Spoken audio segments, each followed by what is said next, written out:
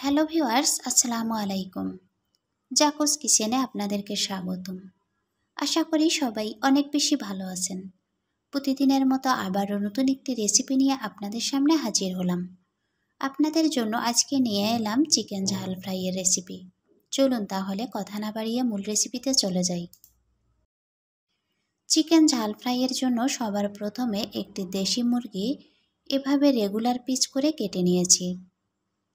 আপনারা যে কোনো মুরগি দিয়েই রান্নাটা করতে পারেন। এখন চিকেনগুলোকে মেরিনেট করার জন্য এখানে দিয়ে দিব 1 চামচ লবণ, 1 চামচ হলুদ, 1 চামচ মরিচের গুঁড়া, 1 চামচ চিনি, 1 চামচ আদা এবং রসুন বাটা, হাফ চামচ জিরা বাটা এবং দিয়ে দিব সামান্য একটু সয়াবিন তেল। এখন সবগুলো উপকরণ খুব ভালো করে মিশিয়ে নিব।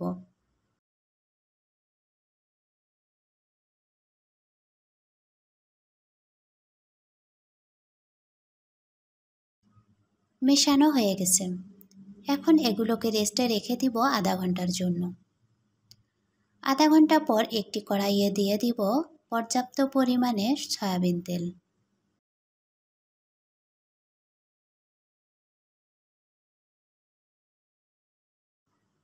তেলগুলো দেওয়ার পর এখানে অ্যাড করব হাফ কাপ পেঁয়াজ কুচি। এখন পেঁয়াজগুলোকে ব্রাউন কালার করে ভেজে নিব।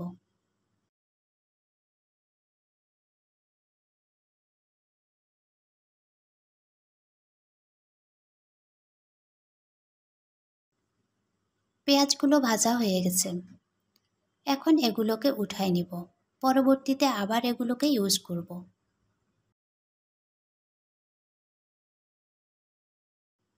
উঠানো হয়ে গেলে সেম তেলের মধ্যে দিয়ে দিব মেরিনেট করে রাখা চিকেনগুলোকে দেওয়ার পর চিকেনগুলোকেও হালকা ব্রাউন কালার করে ভেজে নিব। চিকেনগুলোকে ভাজার সময় চুলার হিটটাকে মিডিয়ামে রেখে চিকেনগুলোকে ভেজে নিয়েছি। এক পাশটা হয়ে আসছে। এখন অপর পাশে উল্টাই দিব।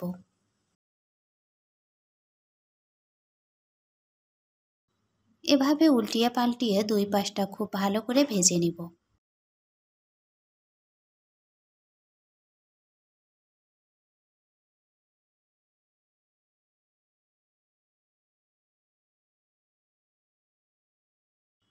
চিকেনগুলো ভাজা হয়ে গেছে। এখন আমি এগুলোকে উঠাই নিব।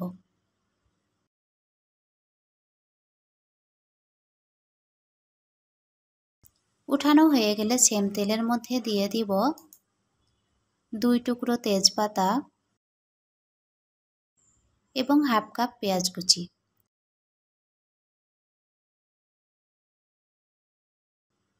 এখন পেঁয়াজগুলোকে নরম করে ভেজে নিব।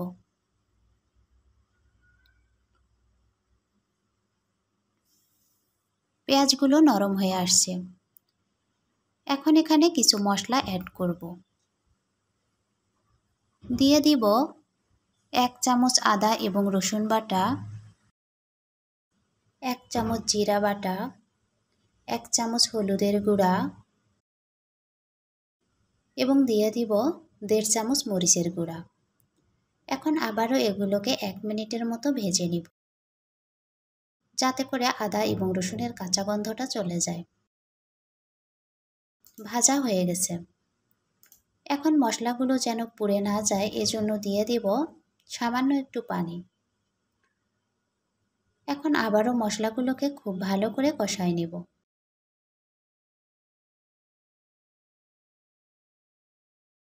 এবং এখানে অ্যাড করব 1 চামচ লবণ। দেওয়ার পর আবারও মশলাগুলোকে কষাতে থাকব। মশলাগুলো কষানো হয়ে গেছে।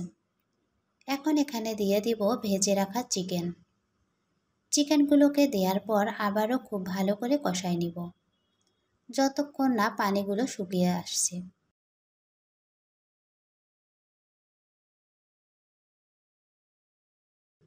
চিকেনগুলো কষানো হয়ে গেছে। এখন চিকেনগুলো প্রপারলি সিদ্ধ হওয়ার জন্য এখানে দিয়ে দিব আরও কিছুটা পানি। দেওয়ার পর আবারও একটু মিশাই দিব এবং ঢাকনা ছাড়াই রান্না করব যতক্ষণ না পানিগুলো আবারও টেনে আসছে। এবং মাঝে মাঝে এভাবে একটু করে নেড়ে দিব। রান্নার এক পর্যায়ে এখানে দিয়ে দিব সামান্য একটু পেঁয়াজ বেরেস্তা।